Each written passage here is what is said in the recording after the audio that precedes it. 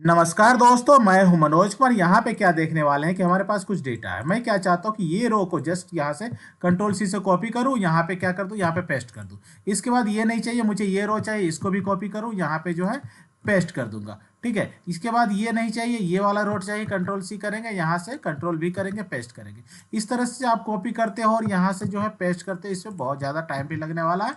तो इसका आसान तरीका क्या है, इसको किस तरह से कर सकते हैं। ठीक है, इसका आसान तरीका क्या है। इसका आसान तरीका है कि जहां भी करना यहाँ पे इक्वल टू प्रेस कीजिए और यहाँ पास कीजिए चूज। ठीक है, और यहाँ पे चूज रो का ऑप्शन आता है, देखिए चूज रो कर दिया। चूज रो में जो है रो पूछा जाता है, एरे पूछा जाता है। तो आपका जो एरे जो भी एरे है सेलेक्ट कर लीजिए, कोमा प्रेस कीजिए। उसके बाद कौन सा चाहिए, फर्स्ट रो चाहिए, चलिए फर्स्ट रो। फर्स्ट रो के बाद कौन सा चाहिए, थर्ड चाहिए, चलिए थर्ड लिख देता हूँ। ठीक है, और कोमा प्रेस किया। थर्ड रो के बाद क्या चाहिए, सेकंड चाहिए, तो सेकंड लिख दिया और एंटर प्रेस कर दिया। जैसे एंटर प्रेस करोगे तो वो डेटा जो यहाँ पे आ जाएगा automatically. Okay, so thank you.